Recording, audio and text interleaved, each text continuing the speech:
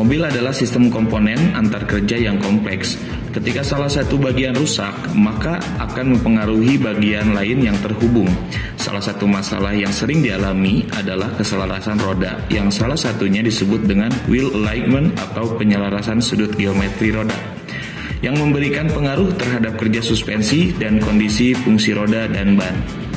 Wheel alignment adalah penyetelan sudut geometris seperti chamber, steering axis inclination, caster, two angle, dan turning radius untuk menghasilkan stabilitas kendaraan, stabilitas pengemudian, serta membuat komponen-komponen yang berkaitan seperti komponen sistem kemudi, komponen sistem suspensi, ban, dan lain-lain menjadi lebih awet. Tujuan pemeriksaan wheel alignment atau geometri roda ini adalah untuk memaksimalkan kerja sistem kemudi, menstabilkan kendaraan, menghasilkan daya balik kemudi yang baik, dan mencegah terjadinya kehausan yang lebih cepat. Setiap kendaraan memiliki pengaturan wheel alignment yang berbeda-beda. Hal tersebut tergantung dari mode sistem suspensi, sistem penggerak roda, dan sistem kemudi.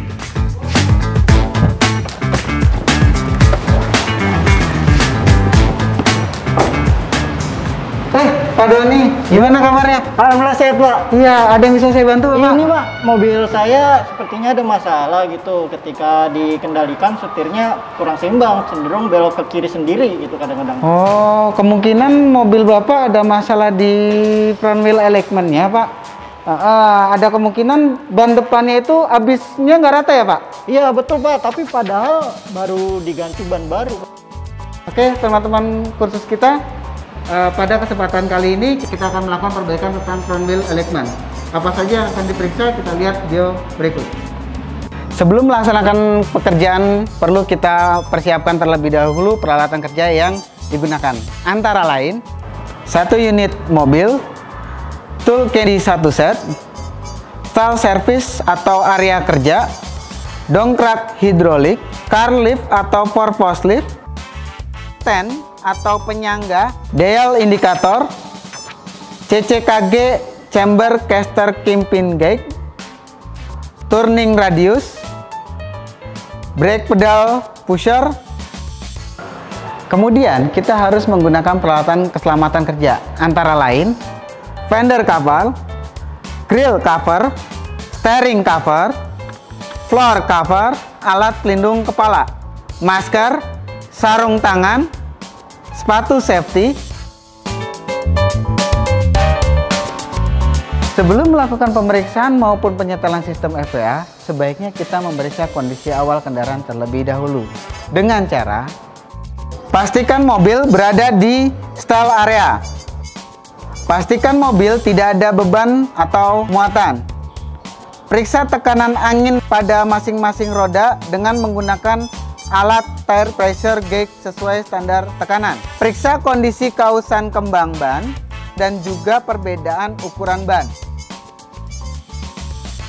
Periksa keolengan gerakan ball joint dan juga bearing roda. Periksa run out roda dengan alat dial indikator. Periksa kausan tirot. Periksa steering linkage bagian kiri dan kanan. Periksa kausan pada komponen sistem kemudi dan sistem suspensi. Periksa kerja shock breaker bagian depan kendaraan. Periksa jarak sasis ke ground atau tanah.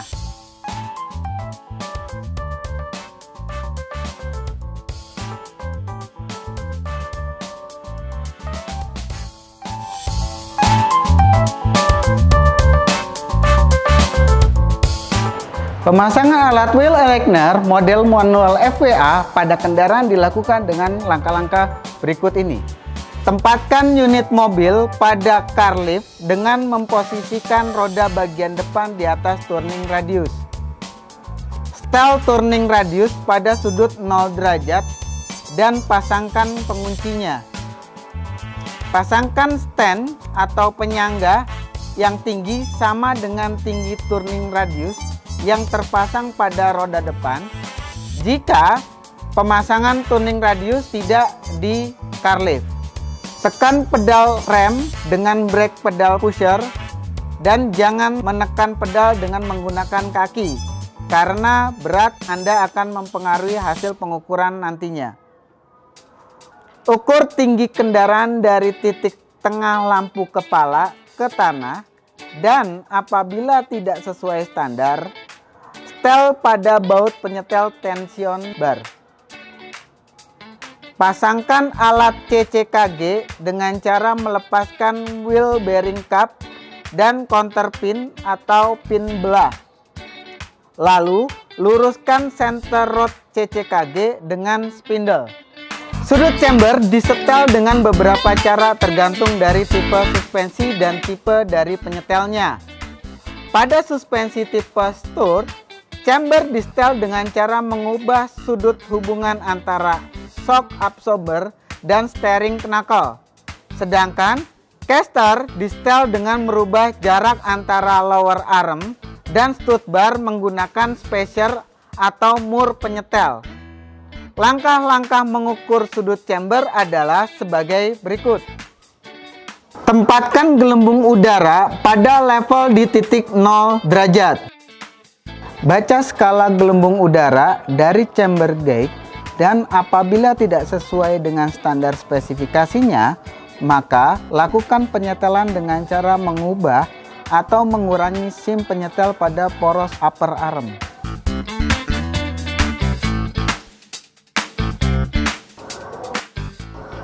Chamber adalah derajat sudut kemiringan bagian atas roda depan dilihat dari bagian depan kendaraan yang dibentuk antara sudut kemiringan roda dengan garis vertikal roda.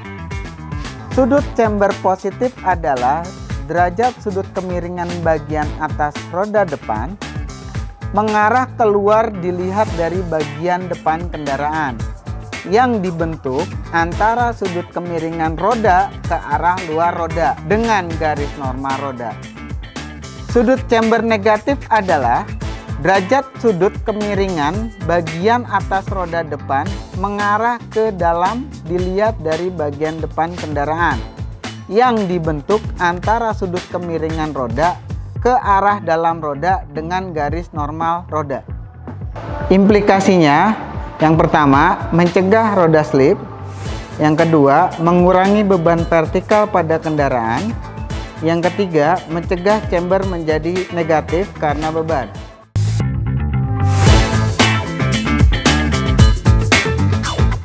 Pengukuran sudut caster dilakukan bersama dengan pengukuran sudut kingpin inclination dengan langkah-langkah sebagai berikut.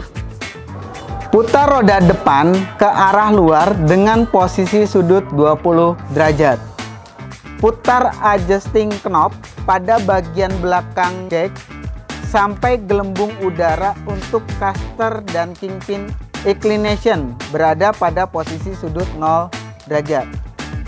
Putar sudut knob pada bagian belakang jack sampai gelembung udara untuk caster dan kingpin inclination berada pada posisi sudut 0 derajat.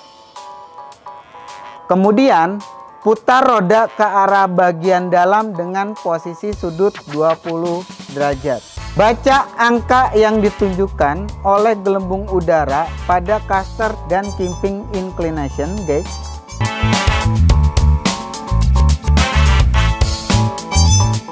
Sudut caster adalah derajat sudut kemiringan sumbu kemudi atau kingpin terhadap garis tengah roda vertikal jika dilihat dari samping kendaraan. Sudut caster positif adalah kemiringan sumbu kemudi atau kingpin terhadap garis tengah roda vertikal berada di depan garis vertikal jika dilihat dari samping kendaraan. Sudut caster negatif adalah kemiringan sumbu kemudi atau kingpin terhadap garis tengah roda vertikal berada di belakang garis vertikal jika dilihat dari samping kendaraan. Implikasinya, yang pertama, timbul getaran pada roda.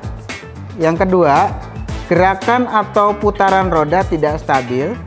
Yang ketiga, kemudi menjadi berat.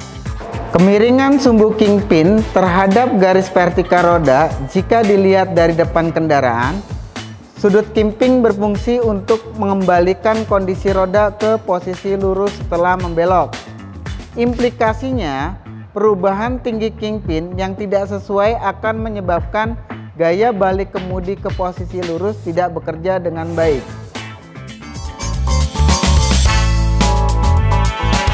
Kemudian, lakukan langkah-langkah pengukuran to angle, to in, dan to out sebagai berikut. Ayunkan kendaraan agar suspensi stabil. Berikan tanda pada bagian belakang kedua roda depan di tengah tie rod dan ukur jarak kedua tanda tersebut.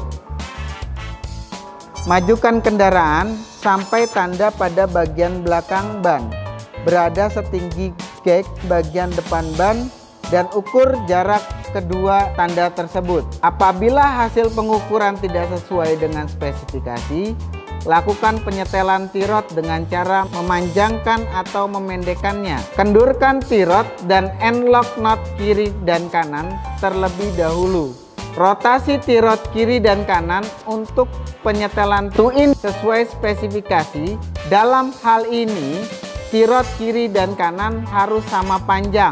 Setelah penyetelan, kencangkan lock nut sesuai dengan spesifikasi.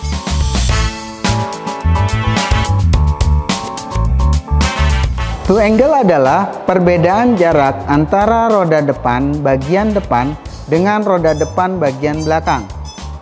Jika roda depan bagian depan lebih pendek dibandingkan roda depan bagian belakang, maka dinamakan to in. Namun, jika roda depan bagian depan lebih panjang dibandingkan roda depan bagian belakang, maka dinamakan to out.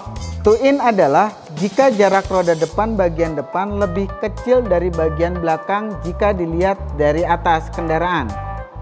To out jika jarak roda depan bagian depan lebih besar dari bagian belakang jika dilihat dari atas kendaraan. Implikasinya adalah yang pertama, menghemat ban atau kausan ban merata. Yang kedua, pengemudian stabil atau tidak timbul getaran. Yang ketiga, sebagai koreksi atas chamber. Yang keempat, sebagai koreksi atas gaya penggerak. Buka pengunci turning radius. Putar habis steering wheel ke kiri. Kemudian, baca hasil pengukuran pada roda kiri dan kanan. Putar habis steering wheel ke arah kanan. Kemudian, baca hasil pengukuran pada bagian roda kiri dan kanan. Apabila pembacaan pengukuran tidak sesuai dengan spesifikasi, maka lakukanlah penyetelan pada baut stopper. Upayakan panjang tirot kiri dan kanan harus sama.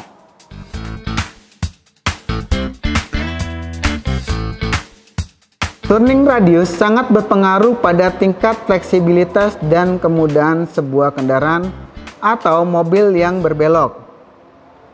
Secara etimologi, sudut turning radius merupakan sebuah sudut minimum belok yang dapat ditempuh atau dilakukan oleh sebuah mobil atau kendaraan. Setiap kendaraan atau mobil memiliki sudut belok yang berbeda-beda, tergantung dari ukuran dan dimensi kendaraan. Fungsi turning radius adalah untuk memudahkan pengemudi mobil ketika menginginkan kendaraan berbelok. Semakin kecil nilai turning radius, maka semakin mudah kendaraan atau mobil tersebut berbelok arah. Besar kecilnya sudut turning radius sangat dipengaruhi oleh wheelbase atau jarak antara sumbu roda depan mobil dengan sumbu roda belakang mobil tersebut. Oleh karena itu, kendaraan atau mobil yang berukuran besar kemungkinan besar memiliki nilai turning radius yang semakin besar. Demikianlah cara memeriksa kerusakan sistem front wheel Elekman. Perlu diingat, gunakan selalu peralatan sesuai dengan fungsi dan kebutuhannya, serta pastikan selalu utamakan keselamatan kerja. Semoga video ini bermanfaat. Sampai jumpa. Vokasi kuat menguatkan Indonesia. Salam kompeten.